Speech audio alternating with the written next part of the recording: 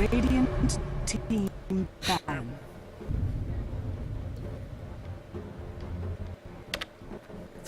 Hello everybody, my name is CulBlu and I'm bringing you guys a Sunday Evening Cup series. We are in the thick of it. The matches have been going on all day long. I've been procrastinating all my homework, and I've also wanted to cast too, so I've been procrastinating on both. But nonetheless guys, I'm here. Don't worry, CulBlu's here, CulBlu's here. Things are going smoothly. Outside of two things, but you guys don't care about that. You guys care about what's going on in front of your face, and we see Sorry Me Feeder versus Bloodbath and Beyond. Bloodbath and Beyond. That is a very interesting name. That's an extremely interesting name, and the reason why it's interesting is because my brother works at Bed Bath & Beyond. He is one of the managers there, and he's actually here right now. He's downstairs hanging out with his wife and his daughter and all my parents. She's 2 years old. It's awesome stuff. But I just find it kind of funny that Bloodbath & Beyond, Bed Bath & Beyond. Anyway, enough of that. So let's go and talk about relevant things in the game right now. Bans going on. Lich first ban. Very, very weird thing. Night Stalker first ban as well. I'm assuming those are target bans. I'm not too entirely sure. I've been busy with procrastinating. I mean, admitting the tournament along with one of my friends, who, you know, huge shout out to him. Goy, I always pronounce his name wrong. Huge shout out to Goy. Thank you for helping me out with the admitting. Thank you everybody else for helping out the admin too. All the casters are also admins that are casted for this tournament. So huge shout out to Smoiv, Helium, Jawan, and also Bear Panda. I think those are the 4 casters, and I'm the 5th caster, CulBlu. So we got a whole bunch of coverage, but we still got 2 new matches. Anyway, enough of that plugs.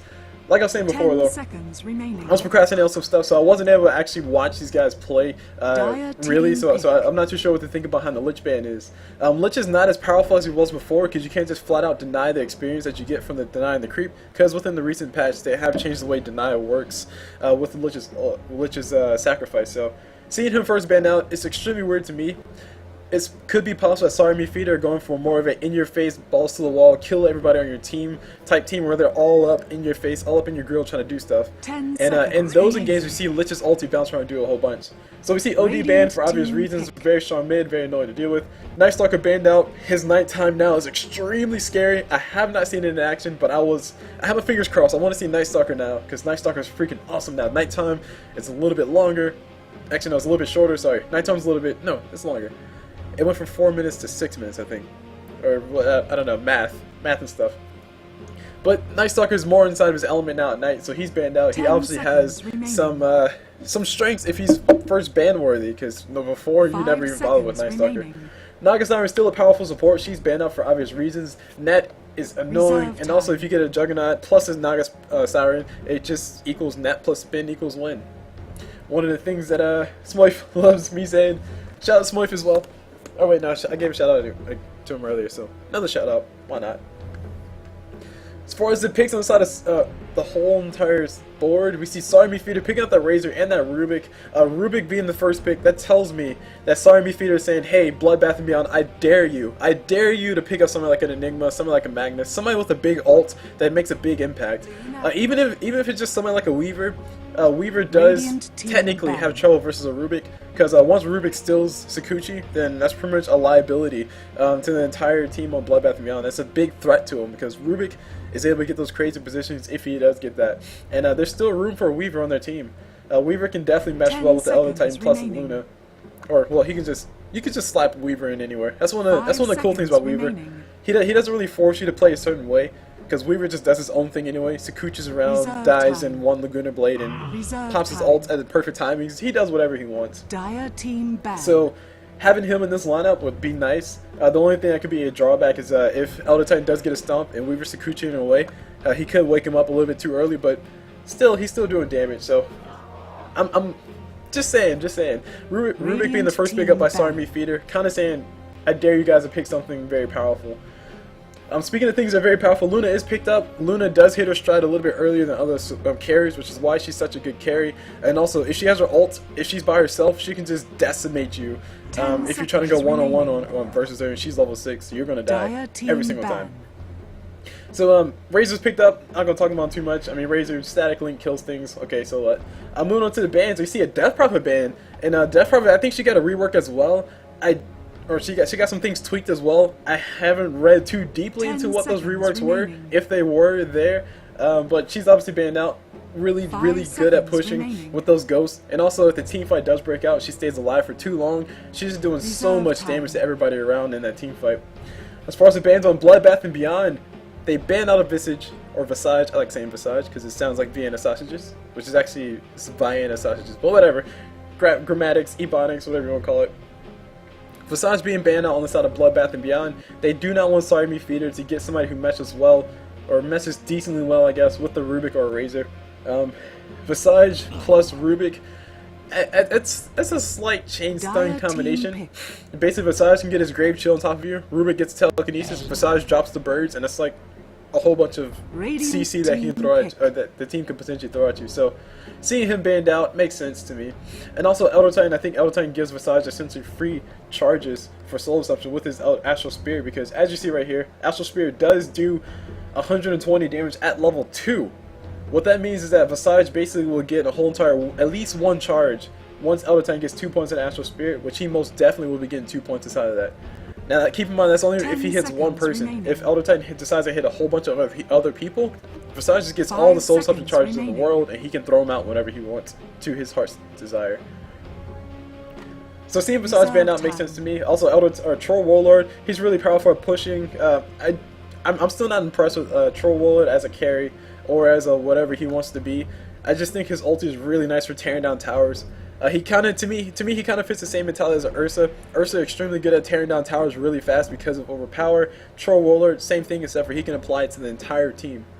Disruptor. And speaking of things that you can apply to the entire team, Dire team pick. I don't know. It was a horrible transition. Sorry, guys. We got Anti-Mage getting banned out by the Sorry Me Feeder. They do not want him to go 40 minutes into the game with just not being bothered and just show up and kill everybody. So having him banned out, cool. Anti-Mage is still a very powerful carry in the sense that he just has a very fast attack rate. He also has a free magic resistance just by being alive, and also the damage potential he can do. We all know about it. We've all seen it happen where Anti-Mage just shows up from out of nowhere, 40 minutes and says, "I'm done farming," and just starts mopping up the floor with your face. And everything else is connected to it, like your body. So, moving on to the rest of Bloodbath and Beyond, they picked up a Disruptor. Very interesting pickup.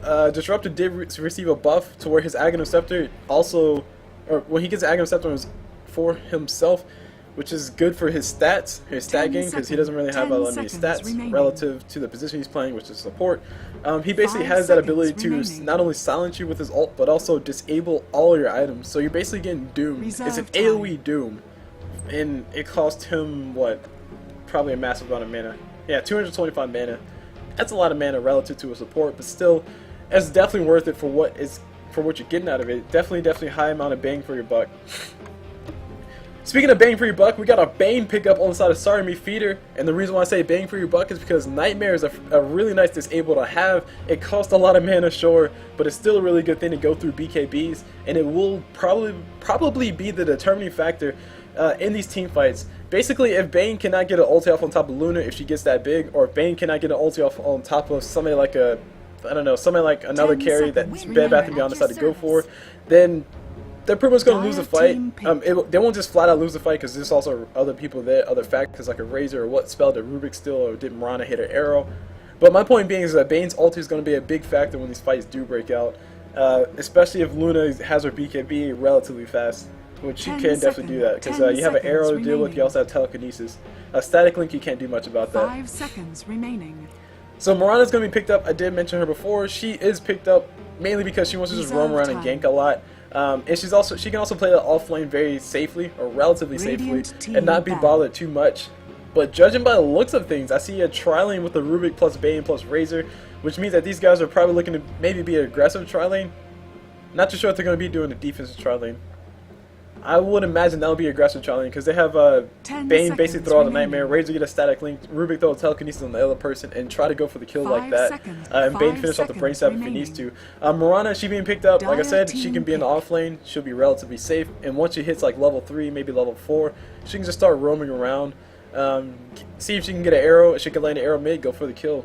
Or she can just play that pure support role where she's just roaming around the whole entire time, essentially playing a support role, and letting somebody else get farmed like a Rubik so he can get a faster level 6, or Bane so he can get a faster level 6.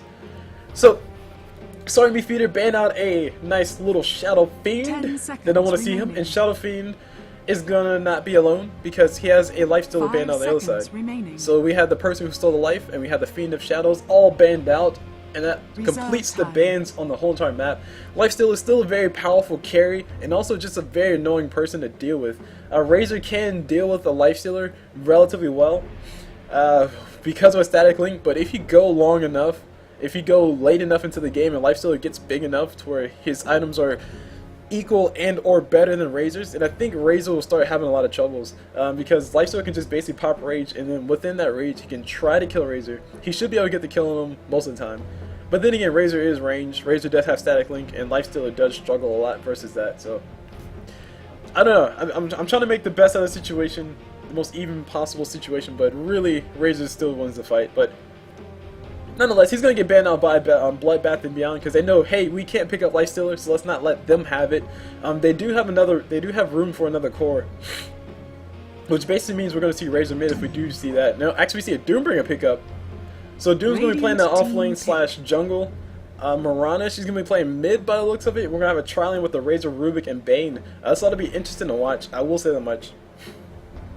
Or you know what? To be honest, we could see Sorry Me Feeder run a Doom mid, which they can't do because the creep camps have been rearranged, which means that Doom should be able to have an easy time picking out whatever spell he wants. He can just waltz on over to what used to be the small camp, pick himself up a nice little stun, or pick himself up a nice little aura, whatever he wants, get the extra gold, and just casually walk back into the lane and continue on about his day.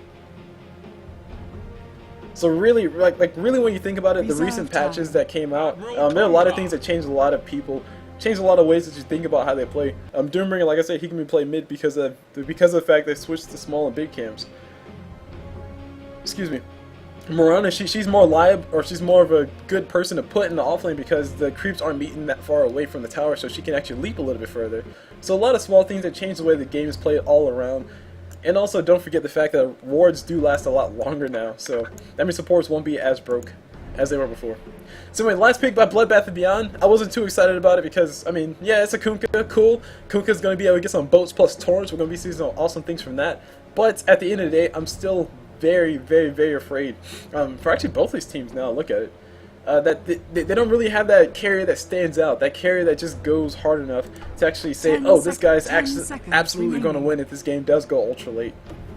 5 seconds right now, remaining. the strongest carry that we see on the map is a Luna, and relative to most people's standards, Luna is a subpar carry at best, because if she has a very, very crappy start, of course she's not going to have anything to deal with, or she's not going to be involved in the game at all. Really, she's going to be a non-factor in the game in general. Whereas somebody like a Mirana, if she has a crappy start, she can just throw arrows and just do that all day. So we got a pause game coming out from these guys. Perfect, because I need to go do introductions. Starting off on the side of the Radiant, which is actually, oh geez. Right, BloodBath and Beyond. Starting off with this Disruptor, we see Mr. or Meister ABC on Disruptor. Moving on to his Luna, we see Pokey Bunny. Nice. On that Luna, on this Windrunner who's actually coming out for a trialing with these guys, we see Trax9 RTS, or Traxnerds. On Windrunner, moving on to his Kunkka, who has an awesome little bandana going on his head. We have Saber on him. He also has the Whale Blade. Cool stuff, cool stuff. And on this offlane, of course, guys, the one, the only Japanese name #1. Sorry, guys, I can't pronounce that, but it looks like Japanese to me. I know that it's like a, I forgot the pronunciations. Anyway, looks like Japanese, so I shall call him Japanese #1. Moving over to the side of Sorry Me Feeder, we see Butt Slut on Doombringer. That's right, guys. Bring your family, bring your kids, because Butt Slut too. Moving on to the Rubik, we see D2 Sheriff on Rubik. On this Bane, we see Macro Maniac, like a Necromaniac, but not as creepy. On this Mirana, we see Urkin, who actually hasn't spent the skill yet. This tells me that she's not really sure if she can possibly go for a kill. She's not sure if she wants to go in offlane. Really cool thing to do. I'll talk about it a little bit more later. And on this Razor, of course, we see Space, the one and the only Space, who is, I think he's a drafter for Sorry Me Feeder. Or maybe he's just a player there, but the name stands out because it's so simple. So we're going to go for a dual lane type thing mid. I totally forgot you can do this, guys, and actually I need to go change my settings. Before I do that, we see Razor getting his link right off the top of Kunkka, forcing Kunkka to back away. We got 3 people mid already, and the lanes haven't really panned out just yet. Nobody's really sure where to go. Mirana is going to be running the suicide lane, that's one thing that's for sure, but she hasn't spent her skill just yet. Doesn't know if she's in danger of dying just yet, so. While that's going on, let me go ahead and do this really fast. Let's see, shift, okay. Game, interface, and... No, wait. Oh, jeez, I forgot my controls. Video. Game, interface. Ah, there we go. Okay, everything's already down. Sweet. Everything's good. Never mind, guys. I'm just a little bit confused.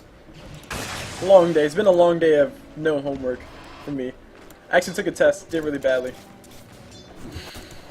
Yeah, not too proud of that. Anyway, let's go call out these lanes. Starting off with this bottom lane, we see Luna and Disruptor going versus a Mirana who has officially spent skills, has a leap, has also a nice little sacred arrow. I was about to say mystic arrow. Moving over to mid, we see a Kunkka hanging out all by his lonesome, and we got a dual lane going on. Razor plus Bane, and Mirana is going to be here soon. Disruptor did throw a nice little thunderclap right on top of Mirana's head to force her away, and also give them a little bit of vision to know what's going on around there. And dear Jesus, I need to close some things in the background because I got too much going on all over here. Calling out this top lane, we see a tri-lane of some sort. Actually, no, just a dual lane.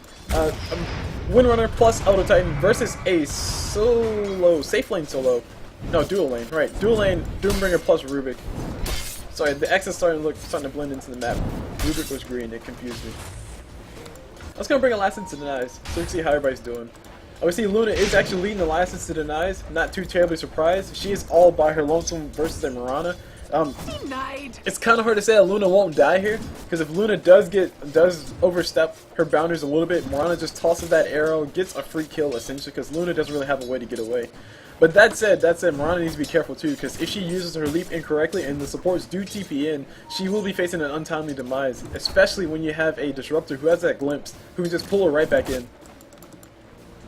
So some really cool dynamics going on with that. Meanwhile, mid, we see a nice little combination come out from these guys. Like I said, Nightmare plus a static link is going to be equals a dead Kunkka. Kunkka throws out a Torrent. Very nice placement of that. Forces these guys to back away. Bane going to back away. Razor popped himself a healing salve before that tower damage actually hit him, so he did lose that healing. Meanwhile, down bottom, who's the Disruptor shows up versus Mirana. He's trying to wait for the leap away from Mirana. Mirana does leap away. Sadly, Disruptor didn't have enough mana for a glimpse anyway, but he did force out the leap away from Mirana. He did force out a lane, and that means more room for Luna to farm. So Pokebunny gonna be getting a whole bunch of farm by himself. You see 1,000 gold. Looks like a hand of Midas build coming up for her. Not too sure about that. Denied. So take old man home. We got Kunkka getting hit with the Nightmare. Razor thought the static link is going to be hitting on top of Kunkka, taking all his damage. That's really all it's going to be doing. Kunkka negative 42 damage right now. Not feeling too happy, but he still has Tidebringer. And boom! Look at that last hit and miss. Meanwhile, on top we got Rubik getting telekinesis to a tree. Wait, no, shackled to a tree. Rubik getting shackled to a tree, throws a telekinesis on top of Windrunner, forces her back. Meanwhile, Doombringer pops himself a healing salve, and now he's going to be running back around the other way. Nobody dying just yet around the map, and that's just mainly because it's kind of hard to engage on either one of these guys. You have Rubik with a beautiful telekinesis, you have Doombringer with all the HP, and on the other side you have Windrunner with her shackle. She can shackle people to trees, and Elder Titan with all his beautiful HP. So it's a really difficult thing to just say I can just flat out kill these guys because they're out of position. You have a lot of spells that can just kind of forgive you. So we got a dual mid, Kunkka plus Disruptor, trying to see what they can do. Disruptor roaming around a little bit, probably looking to see if he can get a quick kill. Ping's coming down bottom on the map. I think Mirana's pinging around the corner saying, hey, we need to be careful about this. Oh, I need to point this out. So we got a nice little offensive observer placed by the Radiant. That is two things it's doing. For one, that's a really good ward to place because they'll know if anybody does decide to come down through this way from the tower or come through here from the river, they'll have perfect vision of that. But it's also doing another thing to them. That is forcing them to be a little bit less safe around this area. This is like probably the safest place you can place that ward, so you can see the rune and also see people come around this side coming in for your carry. So it's a really, I mean, it's kind of a give and take. Of course, everything's a give and take with Dota. But with this ward specifically, not a lot of people talk about that, and that's totally true. And we've got Peace coming on top of Disruptor. Disruptor going to get hit with the arrow from Mirana. Mirana arrow does land, of course, easiest target to land of her life. Luna playing bodyguard saying, bro, y'all better back up. My Disruptor is not going to die today. And Disruptor saying thanks while he walks away. Oh jeez, oh jeez. My camera's doing weird things. All right, I think I'm settled. All right, I think it's good. I hope it's good. Still need to close out some of these tabs in the background. Anyway, Elder Titan's up top. Elder Titan does get hit with telekinesis. I think he was trying to go for a stomp. He's going to be getting forced away. Meanwhile, Winner, she's actually pretty low as well. She's going to eat a few hits from that Doombringer, who does have himself a nice little... Ah, crap, I forgot the name of that thing. Doesn't matter, he has a shockwave. So he can do a nice little bit of burst damage if he needs to. That does a whole entire 128 damage, which after reductions does roughly 100 damage. Give or take. Give or take a few Nimbers. So far, both sides have been pretty much trying to see if they can get anything, poking back and forth, and both sides have gotten dangerously close to actually getting the first blood, but nobody claimed it just yet. So let's go and take a look at the items and see how everybody's doing since nobody's died. Who has the better items? And Luna right now, her item's looking outstanding. She's going straight up for that Helmet of Dominator, which personally I don't like. I would much prefer to see Luna just go ahead and go straight up for that damage, but then again, she does need to survive. So seeing her go for those survival items does make quite a bit of sense. Radiant's bottom tower is under attack. So the Helmet of Dominator, or sorry, the Helmet of Iron Will gives her that regen plus armor. The Power Treads gives her some nice stats and also some attack speed. The Ring of Basirs just gives her some very cheap damage and also some regen as well. And that's really about it. But as far as everybody else, like I said, nobody too terribly impressive. Razor potentially going for a Vanguard, which Vanguard just basically means he'll be that much more difficult to kill in the mid game, which just might be important. The mid game is where this game matters because everybody, if you look at it, is going to hit their stride in the mid game. Razor's thought of more as a mid-game hero, more is thought of as an off-tank, if you want to call it that. If you want to throw references to other video games that shall not be named, he's kind of looked at as one of those people who can just take all your damage and just show up and kill you. So you guys are gonna go ahead and throw a nightmare on top of Illusion. Illusion is getting all his damage taken. Razor does still damage, even if you don't have that much damage to begin with. 96 damage going his way. 3 damage is free. Why not? And now Kunkka's Illusion is going to say, hey bro, give my damage back. And Razor says no, they all died. Torrent coming up from Kunkka is going to be perfect land, and Bolt is going to fly as well. This is a dead Razor. No Space is going to be able to survive. Kunkka does have his, no, he does not have his phase boots. Looks like Kunkka does have his phase boots, so Bane will not be able to body block, but no, Kunkka does not have his phase boots. Very close. Space just basically had that gamer sense come on. It's like, holy crap, I got caught with the Torrent. I need to just juke left. But Kunkka, a little bit slow on that boat, but still perfect placement for that boat relative to where the Razor was, and that was almost a first blood. But guys, take a look at it. We are 8 minutes into this game, no first blood just yet. And yes, I just looked at the timer. I just realized that yes, it is not nighttime. It has not been nighttime yet. Or maybe it has and I wasn't paying attention. Yeah, it's been nighttime. That was a very fast nighttime. That's all I gotta say. So it looks like the patch was in fact 4 minutes for daytime and nighttime as opposed to 6. So that means shorter nighttime, shorter daytime, I think. I hope. Don't know. We got Paul's coming out. We got DC coming for Windrunner. And while we had that DC come out, perfect timing because I actually need to go ahead and look at the rest of the items. I talked about Luna a lot. And I talked about Razor as well. But we have Doomring with those phase boots. He is not going straight up for that helmet or armlet. Looks like he's going straight up for a Radiance build. And a Radiance build is to me, it's a very dangerous thing you can go for because it gives you a whole bunch of damage. It gives you a nice amount of damage output, sure. And also gives you that burn radius, which does mesh extremely well with your, what I like to call the orange carpet for Doombringer, or Scorched Earth, which it does do AoE damage, by the way. It took me a long time to learn that. But you had that plus the Scorched Earth, was going to do a lot of damage, but he's not going to be surviving all along in these fights, especially if Luna's going to be able to get a maybe 2 Lunescent Beams from Luna. Will probably take Doombringer down to half HP. And that's saying quite a bit, because Luna's Lunescent Beams, there's your hurt. And we got the first blood actually going mid. Totally missed it, guys. Let's talk about other things. We got Razor. He's going to be actually going down as well. Kunkka, nope, not going to be able to finish it off. Just one more hit's all you need. Power Shot from Windrunner does miss, and I totally missed the first blood, guys. Like a boss. Hashtag official caster. We got Rubik still in a nice little shackle shot from the Windrunner, and I was not expecting the kill to happen mid. I was kind of more expecting to happen either top or bottom. Maybe bottom because Mirana does have the arrow for Luna if she does get a little froggy. But the first blood definitely did go mid. Kunkka holding his own ground, able to catch that first blood. Got the kill on top of Bane. But the looks of it, it was just some right clicks plus a torrent. It could have been a boat. Nah, it wasn't a boat. Boat was not off cooldown at the time, or he didn't have enough mana for it. So hey guys, that happened. My apologies, I missed the first blood. while I was thinking about things. Sometimes these guys are still just hanging out, being nice little buddies. Nobody's really being all that aggressive. I'm surprised. Regeneration.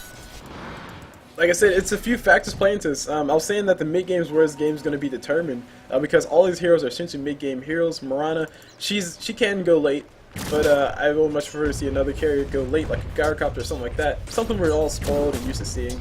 But Luna, she can go late. She can go late as well, but she's more so mid-game to where she hits her stride a little bit faster because of those bouncing glaives. And if she gets the damage to back it up, it just destroys you. Doombringer, I still say he's more so mid. He did go for the Shadow Blade. He did not go for the Radiance. I totally forgot about the Shadow Blade build, but it looks like he's going to be start to gank around the map. I don't know if these guys do know about his Shadow Blade. They should know about it, and they should be very wary, saying, "Hey, Doombringer's about to start roaming." But basically, once you get that Shadow Blade on top of a Doombringer or something like a Kunkka, you can just start roaming around, like I said, and just roam from lane to lane to lane and get the kills, get all the action that you guys came here to see, because we want to see people die, because we are evil people in our hearts. True story, human nature. So, excuse me, I need water. Alright, so, what else? No Kunkka Shadow Blade, but we see a rotation. We got Smoking coming up for these guys. Bane throws out a Nightmare right on top of Luna. Luna's gonna be in a lot of trouble. She does have an ult she can't use if she needs to. TP's coming down already. Arrow from Mirana does hit. That is a dead Luna. That is gonna be a huge setback. And now we got somebody coming forward. Windrunner, she might be next. Razor gets a static link saying, hey bro, you better keep running. And Windrunner eats a nice little chunk of damage. And that ends everything. Luna getting a little bit too close. The Nightmare, the rotation is coming in. Very nice rotations coming from Bane plus the Razor. And Mirana following with that beautiful arrow. Easiest arrow of her life. That is one of the benefits of having a Bane and a Rubik on your team. You can if you miss an arrow, it's totally your fault. But having the Bane and plus the Rubik, you can basically shut down 2 people, or lock down 2 people essentially, maybe 3. And we can actually engage it having the mid. Kunkka's in a lot of trouble. He's gonna get hit with the Nightmare from Bane. Bane gonna eat a few tower damage, tower hits. Beautiful. Glimpse coming up from Disruptor. Holy crap. Did force Bane all the way back, and that means Kunkka's gonna be living to fight another day. He doesn't have enough mana for a boat, so he can't toss if he needs to. He's trying to save it. Luna does throw a shackle, or Luna does get hit with the shackle, and that's gonna be the end of everything. So the glimpse from Disruptor, hero glimpse is all I gotta say, guys. So hashtag Meister ABC or Mr. ABC with that glimpse. So actually at Doombringer, he did pick himself up a nice little Centaur, so he does have a stun. He's gonna try to go for the kill on top of this L-Time. L-Time gets hit with that Doom, and now he should be dying. Just one more hit's all he need. One more hit's all it's going to get. Now we got Doombringer running away. He's in a lot of trouble. If L-Time can get one hit before he dies, nope, doesn't matter. Yes, it does matter. Doombringer able to survive. Dat stout shield, guys. Dat stout shield. I'm not too sure if it blocks tower damage, but if it does, that's basically what kept Doombringer alive. Just so Doombringer able to get close to Elder Titan and kill him. Elder Titan does go down for his troubles. And Doom ulti used in probably the most effective way possible. And I got Skype going in the background. Oh yeah, I'm popular. Let's go ahead and do this. Oh, leave me alone. Darn Escape. No. Listen. Why you don't listen? There we go. Alright, so anyway, the game's still going on. Only 3 kills have happened so far, but still, the game is more so a war of attrition. Each side is just waiting for the other one to make a mistake, and both sides are just saying, hey bro, you're going to make more mistakes than me. We've already seen Luna go down, which is a huge mistake, but it's the only mistake that B&B have made, or BloodBath and beyond, in my honest opinion. That's the only mistake they've made so far. Yeah, sure, you can say they missed a kill potential here or there, but that's really about it. Actually, no, sorry, I take it back. They've lost 2 kills. They lost the Elder Titan up top. That was just a good rotation. Good play coming up from Doombringer. And we got Rubik. I think he's still Astral Spirit, which I don't know. I'm kind of interested in seeing how this works out. But we got a lot of people heading mid. They're just positioning themselves. Looks like both sides want to push. Kunkka does have the boat, so the superior team fight does, in my honest opinion, belong to BloodBath and beyond. Kunkka does have that boat. He can toss it up if he needs to. And it looks like Razor gonna go ahead and TP down bottom. They're gonna try to kill the Luna once again. Luna gonna be a little bit chill. Shadow Blade forward already. I heard it. I don't know who had it. Somebody popped Shadow Blade. And yes, it's a Doombringer. Doombringer ulti is up. He's gonna go pop that ulti. Luna's gonna start running away a little bit too fast. Arrow from Mirana does miss, not on the mark, and Bane does show up around the backside. A little bit too late to throw a Nightmare or anything. Shackle to a tree on top of Doombringer. Doombringer ulti, like I said, is down. That Mirana ulti able to help them continue to chase, and now Luna will be surviving. She does have enough HP left to continue to run, even if she does get hit with 1 or 2 right clicks. Dire's middle tower is So at the end under of the day, attack. a failed attempt to kill the Luna, almost good enough. If maybe if Doombringer was able to get a Centaur Stomp off, but he didn't have a Centaur Stomp for himself. So I think that was more so a lack of planning, or more so an underestimation of how fast Luna is, because she's still fast as crap, guys. Moving at 380 movement speed relative to Elder Titan. Elder Titan's moving like an old man, 15 movement speed less than him. And Doombringer, when he has a Shadow Blade up, I think he moves maybe just as fast as Luna. Is under attack. Obviously not, because Luna's just booking on him, outrunning the crap out of him. So the items are continuing to progress. Kunkka Shadow Blade is coming very slowly but very surely. He does have the first piece of that, or he could be going for a Battle Fury. You never know. It's not that crazy. It'll be awesome. Please go for Battle Fury. Space gonna be backing away. Elder Titan Astral Spear does scout him out and also scouts out the tower, so nobody's there. And is it kind of like these guys are, like I said, just playing mind games with each other? This is more so a game of position more than it is of any type of action, because if you think about it, Elder Titan with the Astral Spirit, he can basically just send that in whenever he wants and say, okay, there's nobody here, we can push. At the same time, what the whole entire what they understand is that, hey, if we just hide around here, if these guys do get a little antsy, Bane has his ulti he can drop on the backside. We have Razor, he's probably not going to die that fast, and we have somebody else around the backside, I forgot who it was, but they can also show up as well to try to kill these guys and just bait them out. And at the same time, the other side is doing the same thing and saying, hey, we're going to go ahead and farm, we'll be near you, Kunkka, if you need us, but not really. We see Kunkka getting torn off on top of Razor, just testing out his ability to aim. And Rubik having a little bit of fun with that Elder Titan. Radiant's top Astral Spirit, tower is nice under little chunk attack. of damage coming towards his way. Well, I will see Rubik, because he's glowing. Radiant structures are fortified. And now we got Radiant Structures are fortified. Top tower is going to be eating a little bit of damage coming from the creeps. It is not dead just yet. No towers have gone down just yet. Only 3 kills so far. It may seem boring to you guys, but this is really, like I said, I keep trying to say it, I keep trying to push the point. This is really a game of position wars. Like, that's really what's going on.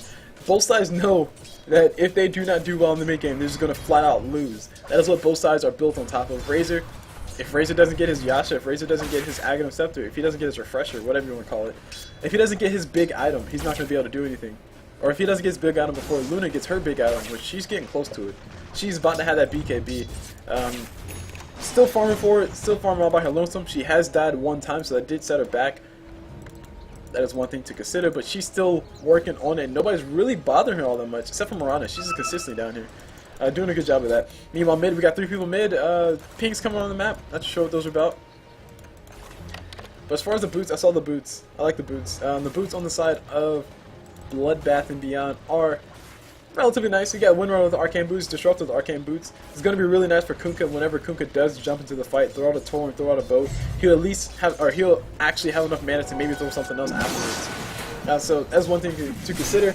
Also, Elder Titan, he can benefit from the mana coming out from the supports as well. And up top, we see these guys getting surrounded. Crap, I just barely missed it. I saw it happening. I should have moved a long time ago.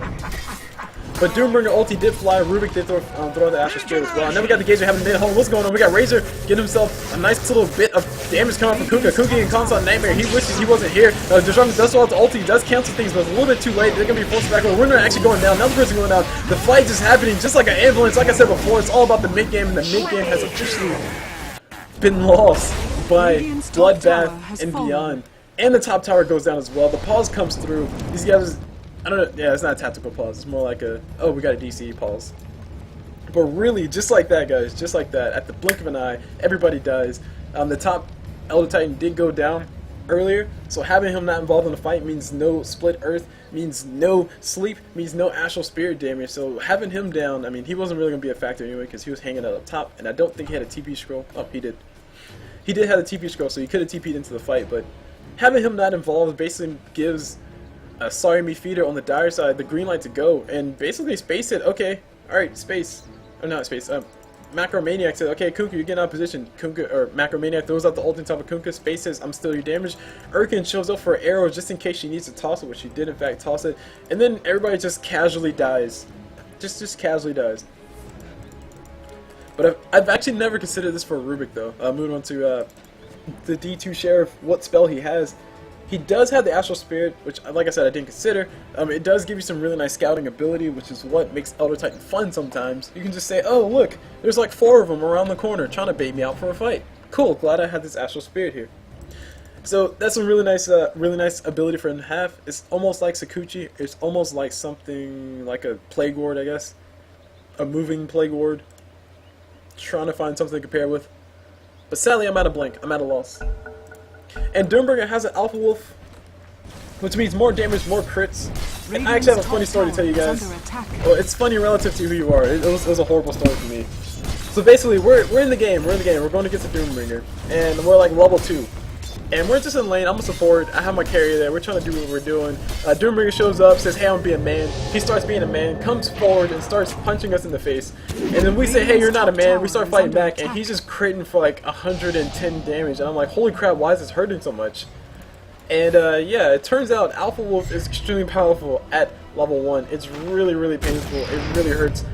Needless to say, he got a double kill, and he took like half damage because we were just hitting like wet kittens. Not a very fun story. Now that I reflect on it, it's a pretty fun story, but not a very fun story while it was happening, because I kind of initiated it. It was all my fault. Anyway, Disruptor is gonna go and throw himself out in nice little ice wall, nice little static field. Does cancel the Razor. Razor does get X1 Spinal. A lot of damage comes to his Razor. He's not dead just yet. Still the damage from Wonder, and Wonder says, "Hey bro, I got magic damage." Gets the kills off of him. Besides, sorry, not besides, what was that? Ruby Telekinesis does get a stun on top of Disruptor. But Disruptor did have to use a glimpse for that. He did have to use the glimpse for that. Let me make sure. Where's Disruptor? There he is. Yeah, he did have to use the glimpse for that. Kunkka had to use the X-Marking Spot as well because Razor got a little bit too far away. A lot of resources getting used, but it won't really matter because they will be back up for the next team fight, and Kunkka's boat is available. So if the fight does happen, then Bloodbath and Beyond will definitely be scrapping himself back into his fight. I may have said they lost the mid-game already. I still do stand by that because the mid-game is a very important thing. That means, but it really does depend on what Razor builds. It also depends on what Mirana builds and Doombringer builds. Doombringer has his AC up, so that means these guys can push some towers very hard, do a whole bunch of damage to that. They can also get ready for a big team fight. And Razor, if he had the damage to back it up, that would be a very great thing, but he doesn't have all that much damage to back it up. Anyway, Doombringer casually killed himself with Doombringer casually killed himself with Disruptor. Getting those crits off the top of him, and also the AC helping him out immensely. Meanwhile, we got pings coming on the map. I don't know where to watch because we got 3 people heading by the tower. Looks like Bloodbath and Beyond are very, very afraid. X1 Spot from Kunkka on top of Razor. Razor going to get hit with the Torrent. These guys are going to engage upon this Razor. Razor does get put to sleep. Not enough damage coming towards him just yet. He's not dead just yet. He's a little bit too survivable. Vanguard a little bit OP. Please nerf. Meanwhile, we got Macromaniac throwing his ulti, forced to use it on top of Kunkka. The ulti coming out from Elder Titan. Going to be able to catch the Bane. Pulling right back in. And that looks like they lost everything already, though. Rubik did still power shot. Power shot going to fly through. Does miss Elder Titan. If it would have hit him, I think he just might have died from the ticks of damage coming out from that ulti from Doombringer. But this is going to be the first tower going down mid. Like I said, Blood Sled, he does have the AC up. Negative armor for a tower. Negative armor for everybody else who shows up. So showing up, the creeps will die that much faster. Everybody else attacks a whole bunch faster. It just means that you can tear down towers just that much more efficiently. And also it gives Doombringer a crap ton of armor. Which, I don't know if you guys noticed this, but Doombringer has some very, very, very crappy armor. I'm talking extremely crappy armor. He has, I want to say Wuss has just barely worse armor game than Doombringer has. Doombringer has 2 armor right now, and he's level 14. 2 base armor. So that basically means he gets like point whatever number that is. 0.7, I don't know. Point something. 0.2? Yeah, no. Yeah, 0.2. Well, 0.2 would be 14. I don't know. He gets something very crappy as far as armor gain goes. So Doombringer has a lot of HP up front, but he does lack in the armor department. Now, if you give him armor, he just pretty much becomes a monster to deal with, especially versus Luna, and Luna's actually going to be getting caught out. Doombringer ulti is not up, but it doesn't matter. Who needs ultis when you have right clicks? He does throw out the orange carpet, gets a kill on top of Luna. Now he needs to be very careful. Disruptor does have the glimpse. Glimpse does pull Doombringer back to a more advantageous position. Gets shackled to a tree. Eltang going, throw the stomp around the corner. Stomp does miss. Kunkka boat as well. All these resources just to kill a Doom, and Doom does finally go down. But Jesus, look at all of that, guys. That is without any magic resistance. Imagine if he would have had a pipe. I think Doombringer might have been able to survive. Might have. But there was a lot of focus damage coming towards him, and all the resources getting used. Use all the resources. Meanwhile, Razor just casually up top, getting himself some space to finally farm. See what I do there, guys? No, me neither. Razor's just having a little bit of fun up top. He should be able to kill his tower. Oh, no, needs another creep wave. Creep wave down. And Elder Titan trying to get these creeps. He does hit a few creeps, does hit all of them, gets a whole bunch of move Radiant's speed. top tower is under attack. And this is one thing to speak about Elder Titan. He does get a whole bunch of extra damage from the Astral Spirit. There you go. You see he gets 148 freaking damage from the Astral Spirit just because he ran into things, guys. Just because he ran into things. It's a ridiculous amount of damage. It can make Elder Titan one of those deceptively hurting or painful heroes to deal with. Because, I mean, you see Elder Titan's like, oh, Elder Titan's a strength hero. He doesn't have any damage items. He has a mechanism and power traits. What's he really going to do in a team fight? Well, I'll tell you what he'll do in a team fight. If you have a whole bunch of creeps, he'll throw his Astral Spirit, get like 700 damage, get his Astral Spirit back, punch you 3 times, and you're dead. Pop his mechanism so he'll be healed, punch you 2 times, and you'll be dead again because you fought back and died again. Yeah, bad story. But anyway, my point being, Elder Titan has damage output if he can get some a whole bunch of things to run into Astral Spirit. When these team fights do break out, that can play a factor, but it's not going to be as big of a deal as Luna's damage output, which right now is actually not all that impressive yet. Yes, it is over almost 200 damage. And yes, she will still probably kill somebody really fast like a Bane or a Rubik, but the position coming up from them has not been all that bad. Kunkka Boat gonna fly around the side, it's gonna catch on the high ground, beautiful position, oh my dear god, it's gonna hit a few people, Kunkka gonna get pulled back in, everything's happening, people are dying, blood is going everywhere, Razor does have himself a BKB, pops, he's trying to go for the kill on top of Luna, Luna got back away, Luna ulti did fly already, she did get a kill on top of, I think she got a kill on top of Bane, I'm not too sure who she got a kill on top of, but Razor's trying to get the last right click on top of Luna, he doesn't have enough damage, just 2 more clicks, 1 more click's all he needs, he will be diving for it, does get the kill, he does, you know, Space is going to be able to back away as well, Elder Titan going to come outside, throws on a Stomp, Stomp does miss, Razor says, hey bro, I'm going to kill you too, and Japanese name number 1 is going to be going down, he will be the second one to die, so I guess Japanese name number 2, and triple kill for Razor, he's going to be backing out, he'll be fine, TPs did come in the wrong direction, and Space looks like he's going to take a whole bunch of tower damage, but luckily he has that Vanguard helping him get that region, helping him just dodge a whole bunch of damage from everything. And actually he's going to decide to stay in farm, which just might end his life. We got the Disrupted throwing out the Glimpse, and this should be a dead Razor. So if Razor had kept running, maybe Space would have been able to survive, but Space decided to try to stay in farm, got a little bit greedy, and did go down as a result.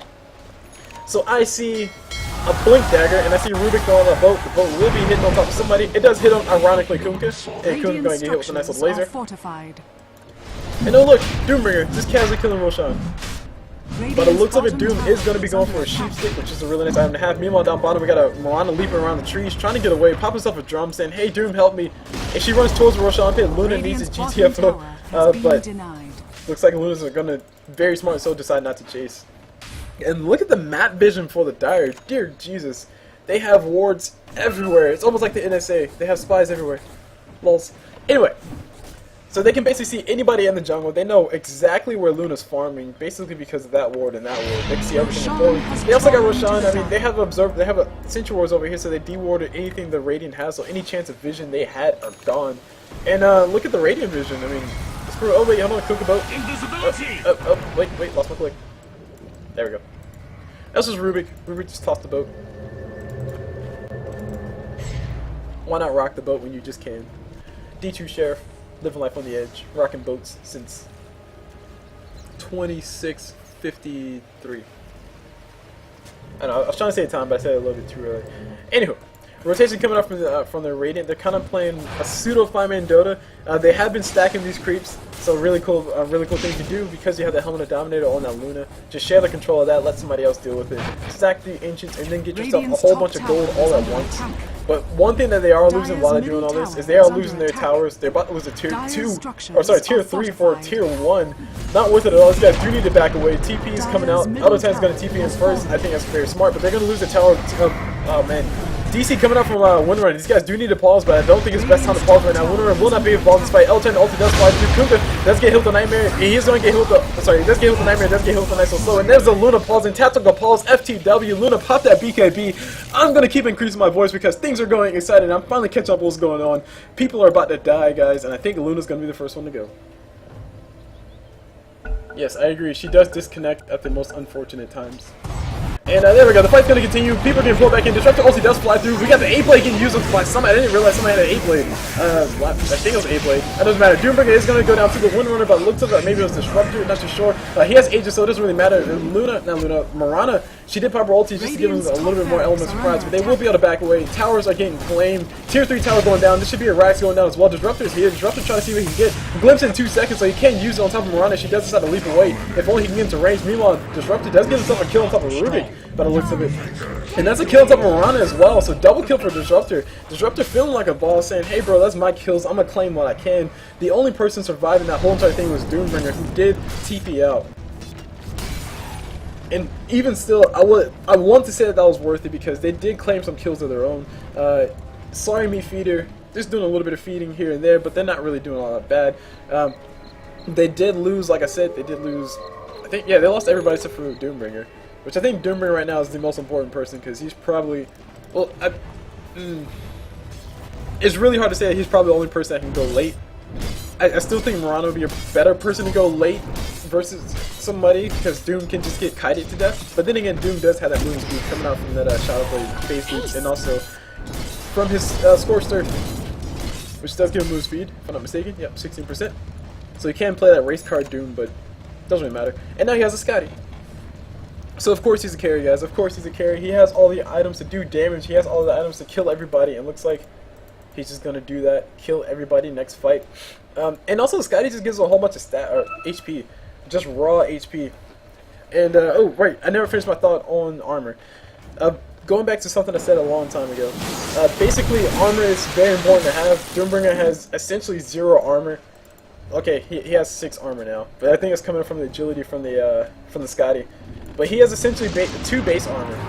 Or maybe even just 1 base armor, I'm not too sure. Well, hold on, we got Rubik still in Glimpse, that's a big spell for him still. Miranda Arrow does fly, does pull Disruptor right back in. Disruptor going to eat a whole bunch of damage. Actually, no, sorry, nobody's really falling damage. Doombringer ulti does fly on top of Luna, so Luna's not going to be able to pop that ulti, but if she was able to pop it, Bane just might be dead. Meanwhile, the fight's happening all over the place. These guys are split up everywhere.